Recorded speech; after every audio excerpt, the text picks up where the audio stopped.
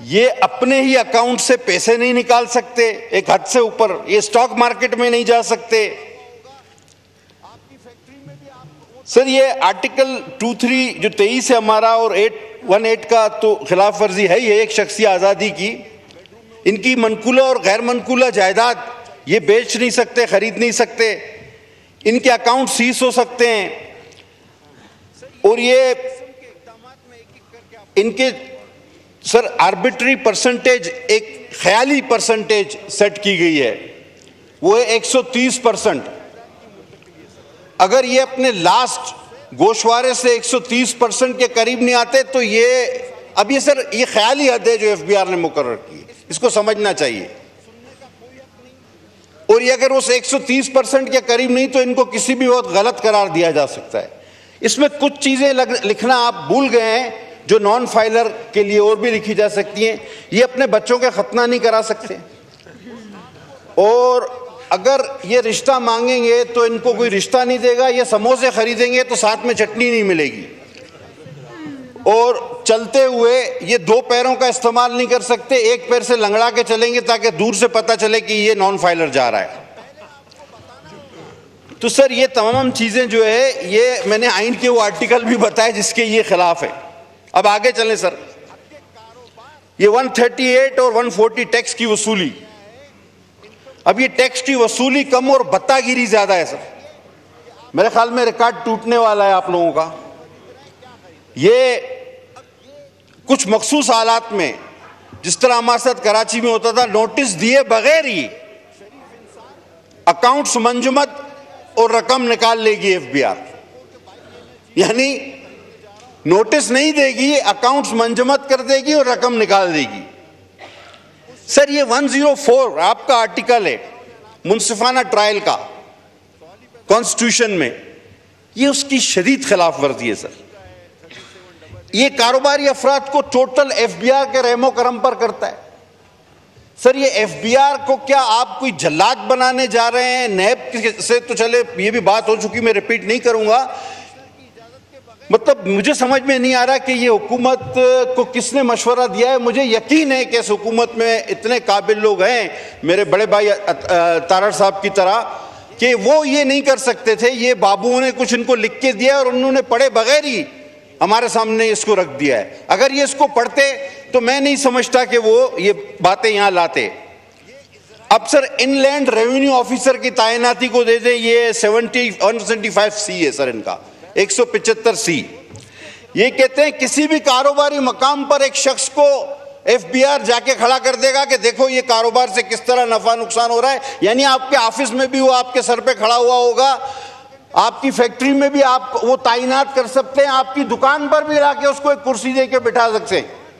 वो सर इसमें अच्छा हुआ ये नहीं लिख दिया इन्होंने कि बेडरूम में वो देखे कि राइट साइड पे इसको सोना है या लेफ्ट साइड पे सोना है, वो भी ये फैसला करे ये आदमी। ये अच्छा हुआ ये इनसे रह गया। सर ये इस किस्म के इकदामात में एक एक करके आपको बता रहा हूं। अब सर सेक्शन 14AC, ये सर मनकूला और गैर मनकूला जायदाद की मुंतकिली है सर।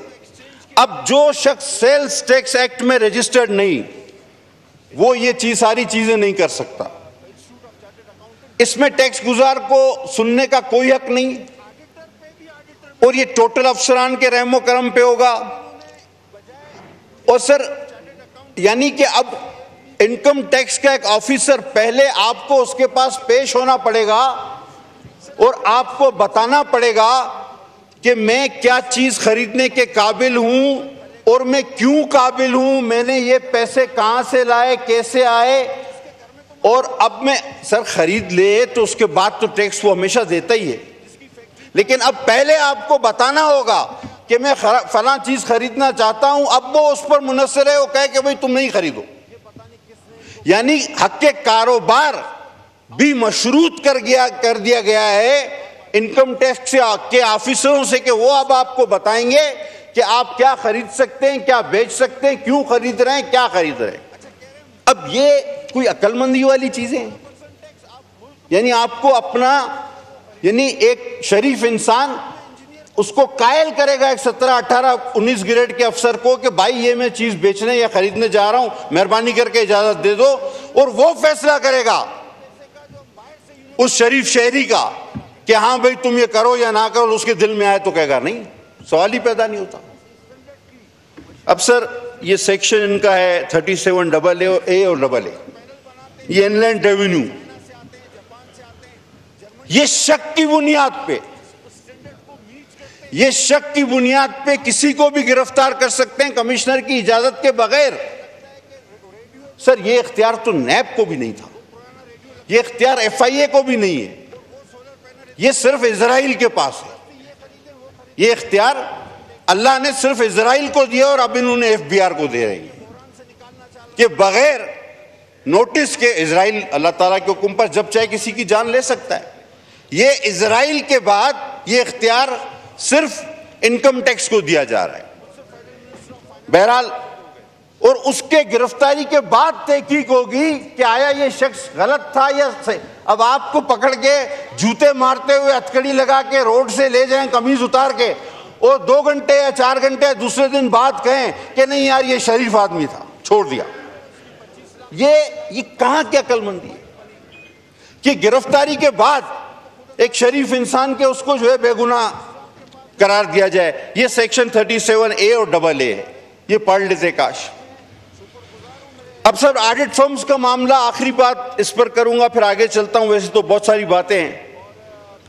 सर ये ऑडिट ओवरसाइट बोर्ड जो होते हैं, ये स्टॉक एक्सचेंज के ऑडिट ओवरसाइट बोर्ड जो है वो खुद अपनी जो है वो इनकी चार्टर्ड अकाउंटेंट जो इंस्टीट्यूट ऑफ चार्टर्ड अकाउंटेंट वो इनका ऑडिट करती है।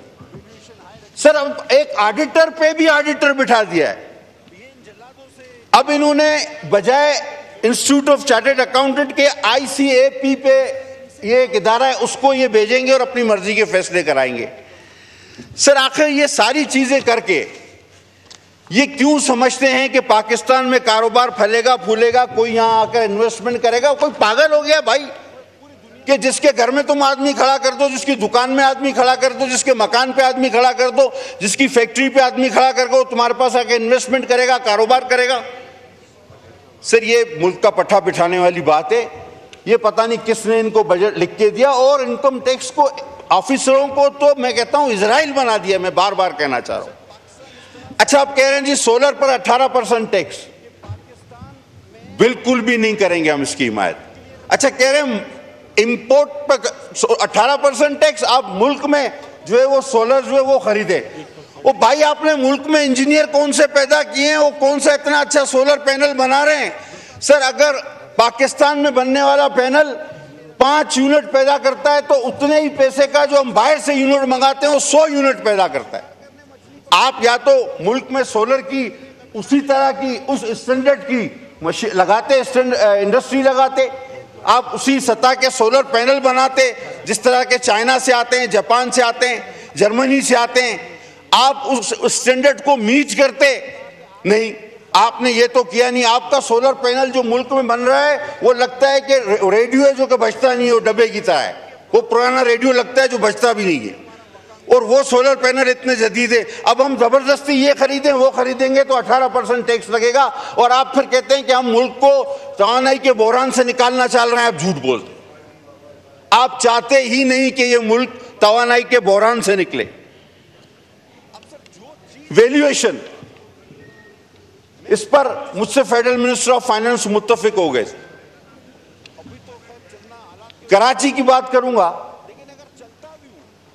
5 लाख रुपए की जो जगह है उसकी FBR ने वैल्यू रखी है 25 लाख रुपए। अब टोटल वो 5 लाख की वैल्यू है, उसकी 25 लाख कहां से लाए कोई 25 लाख वाइट मनी? तो हुआ क्या इससे, अब इनको खुद अंदाजा नहीं कि लोगों ने रजिस्ट्रार के पास जाना बंद कर दिया। 2 गवाह रख के वो शरई मुआहदे करा रहे हैं। लेकिन मैं इसमें शुक्रगुजार हूं, मेरे दोस्त जो फाइनेंस मिनिस्टर नहीं रहे, अली साहब भी और हमारे फाइनेंस मिनिस्टर भी, ये मुझसे एग्री करते हैं कि हाँ ये गलत है। इन्होंने एक चीज़ कही थी मुझे कि आप मुझे निशानदेही करें। सर मैं अपने हल्के तक की तो निशानदेही कर सकता हूँ कि कहाँ की जो है ना रकूम गलत रखी गई है, वैल्यूएशन हाई रखी गई है, लेकिन पूरे कराची का सर्वे सर मैं ये इन जल्लादों से, इजराइलियों से करा ले सर, इतनी बड़ी जब इनको इतने इख्तियारात दिए इनकम टैक्स वालों को, तो ये इनसे करा लेना। हम एक पूरी कराची का सर्वे मैं कहां से जाके करूं सर? अब आप आ जाए सर, एक पूरे पाकिस्तान में, पूरी दुनिया में पाकिस्तान एक वाहिद मुल्क है, एक अनोखा मुल्क है कि जिसमें हमारा मकामी माहीगीर। पटेल साहब, आपके विप ने लिख के दिया कि आपको पार्टी की तरफ से एक्स्ट्रा टाइम दे दूं, तो इसलिए एक्स्ट्रा टाइम। जी बहुत शुक्रिया सर, मैं इंतहाई शुक्रगुजार हूं सर। पाकिस्तान इस तरह से एक अनोखा और वाहिद मुल्क है कि पाकिस्तान में मकामी माहीगीर को पोर्ट क्लियरेंस लेनी पड़ती है और उसके एवज उसको पैसे देने पड़ते हैं। अब वो कौन सा अफ्रीका, सोमालिया, अमेरिका जा रहा है, वो जाता है अपनी कश्ती लेके अपने समुद्र में शिकार करता है, वापस आता है, लेकिन उसको कहते हैं पोर्ट क्लियरेंस, कस्टम का पोर्ट क्लियरेंस दो। सर, एक मुल्क से दूसरे मुल्क में आते हुए तो कस्टम का जिक्र सुना है, अपने ही मुल्क में शिकार करने, मछली पकड़ने, बच्चों का पेट पालने, वो भी कभी मिले कभी ना मिले, वो भी कस्टम भरे। ये कभी हुआ है? ये दौरान बजट स्पीच मिफ्ता इस्माइल साहब ने, अब वो साल मुझे याद नहीं, मेरे बोलने पे उन्होंने मेरा नाम लेकर अपनी स्पीच में कहा कि आज से हम ये खत्म कर रहे हैं। जो मेरी बात को अगर शायद कोई नोट कर रहा हो तो वो करे। उनके इस ऐलान के बावजूद आज तक भी हमारा मकामी छोटा माहीगीर कस्टम को पोर्ट क्लियरेंस दे रहा है, रोजाना आ रहा है, रोजाना जा रहा है, कहते हैं भाई तुम कस्टम को पोर्ट क्लियरेंस दो। ये किस किस्म का जुल्म है दुनिया में और कहीं भी नहीं। सर, ये स्मगलिंग का बड़ा एक, अब सर जो चीज भी, मैं बलूचिस्तान से अगर कोयटा से चलूं, अभी तो खैर चलना हालात की वजह से थोड़ा मुश्किल भी है, लेकिन अगर चलता भी हूं तो सर 5 बार तो मेरा शनाख्ती कार्ड चेक किया गया जाता है। चले 2 जगह पे वो पहचान लेते, 3 जगह पे फिर भी मुझे बताना पड़ता है मैं कौन हूं, मैं सफर पे जा रहा हूं। लेकिन ये सर ट्रक के ट्रक, सैकड़ों ट्रक ये कराची हर चीज के पहुंच जाते हैं, सुपर हाईवे से भी, आरसीडी हाईवे से भी, और जब सब कराची पहुंच जाते हैं तो वहां पे छापे लगना शुरू हो जाते हैं कि ये स्मगलिंग हो रही है या स्मगलिंग का सामान है। ये 2 दिन 3 दिन की मुसाफिर तय करके, जहां पे सारे महकमे, police, custom, coast guard, rangers, दुनिया का हर महकमा वो कराची तक पहुंच जाता है, और कराची में जब दाखिल हो जाता है उसके बाद वो स्मगलिंग का सामान हो जाता है। रास्ते में वो स्मगलिंग का सामान नहीं है। ये मामला आखिर मेरी समझ से तो बाहर है। कोई भी चीज कराची में तो नहीं बन रही, वहां पैदा नहीं हो रही, और आपको पता है आ कहां से रही है। चले पोर्ट से अगर हो रही हो तो अलग बात है, लेकिन बजरिया सड़क कोई केपी से आ रही है, तो कोई अफगानिस्तान से आ रही है, तो कोई ईरान से आ रही है, उस वक्त वो कस्टम चोर नहीं है, वो जुर्म नहीं है। हाँ, कराची की हुदूद में जब वो दाखिल हो गई तो वो चीज जुर्म बन जाती। सर, ये भी मेरे लिए बड़ी हैरत की बात है, वो इदारे पता नहीं इन सड़कों पर क्या कर रहे हैं। सर, पोर्ट कासिम अथॉरिटी को भी इसी फ्लोर ऑफ द हाउस पे, अब फिर मुझे सन याद नहीं, अली मोहम्मद मेरी मदद करेंगे, हमाद अजहर ने जब बजट पेश किया था जिस साल, फेडरल कंसोलिडेटेड फंड से निकाला गया था, आइटम ड्रॉप किया गया था, आइटम नंबर 8 था या 9 था बजट का। फ्लोर ऑफ द हाउस पे मिनिस्टर ने आइटम ड्रॉप किया, अख्तर मेंगल, असलम बूतानी साहब के कहने पे, जो उस वक्त आपके इत्तादी थे, लेकिन वो गजेट में छप गया, और आज भी वो केस चल रहा है सुप्रीम कोर्ट में। यानी हम अपना यहां पे जो वादा करते हैं, एक मैंने मिफ्ता इस्माइल का बताया, एक हमाद अजहर साहब का बताया, और जो हम वादा करते हैं वो गजेट हो जाता है, और उसके बाद वो केस चल रहा है। वो कह रहे हैं कि जनाब फाइनेंस मिनिस्टर ने तो इसको ड्रॉप कर दिया था, वो कहते हैं नहीं जी गजेट में छप गया है। अरे भाई, गजेट में गलत छप गया, जो फाइनेंस मिनिस्टर ने अपने ताजियों के कहने पे उसको ड्रॉप कर दिया तो वो गजेट में गलती से छपा है। और हमारे असेंबली का अमला भी माशाल्लाह बहुत ही काबिल है कि वो ड्रॉप किया उसने कि जी हम ये वापस लेते, लेनो जूं का तू जाने दो। वो आज तक केस चल रहा है। खुदा के वास्ते इसको भी किसी फैसले की तरफ ले जाए। मैं सर आज नहीं चाहूंगा कि माहौल जरा भी तल्ख हो, क्योंकि हम वैसे ही आलमी तलखी का शिकार हैं इस वक्त। मैं सिर्फ इतना कहना चाहता हूं सर कि ऐसा बजट ऐसे वक्त में आपको सूट नहीं करता। मैंने जब पूछा दो चार इनकी शिकें, किसी ने नहीं पढ़ा इसको। हमारे दोस्तों ने अभी तस्दीक भी हो गई, इनको पता ही नहीं, और फाइनेंस मिनिस्टर साहब यहां मौजूद नहीं। हाँ, अलबत्ता ये पहली बार हुआ है कि इस बार दो बजट आए थे, एक पढ़ा गया एक नहीं पढ़ा गया, दोनों हुकूमती जमात के थे। एक एमक्यूएम ने भी बजट पेश किया, ऐसी मुझे दो कॉपी मिली, एक हुकूमती बजट जो पढ़ी जा रही थी, एक एमक्यूएम का बजट था, वो नहीं पढ़ा उन्होंने, तो वो भी पढ़ दें। ये पहली बार हुआ है कि दो हुकूमती बजट आए हैं, एक मुस्लिम लीग नवाज नून का, एक एमक्यूएम का, दो बजट आए इस बार, एक पढ़ा गया एक नहीं पढ़ा गया। तो शेडो बजट उसमें नहीं लिखा था। बहरहाल जो भी था बजट था, वो अपना बजट पेश करते हैं तो ठीक है। तो अब कहने का मकसद है जब हुकूमती दो बजट हो तो कौन से बजट पे आदमी अमल पैरा हो। सर आखिर में आते हैं उन गरीब मजदूरों की तनख्वाहों पे। सर महंगाई वाकई है, बड़ी है। मैं कहना चाहता कि कब से ही बढ़ी और कितनी बढ़ी और किसके दौर से बढ़ना शुरू हुई और फिर बढ़ती ही गई। अब बहुत कुछ न कुछ बेहतर अफाका हुआ है, लेकिन सर जिस तरह फिगर्स दिए गए आपके जीडीपी के ग्रोथ के, ये गलत है सर। आप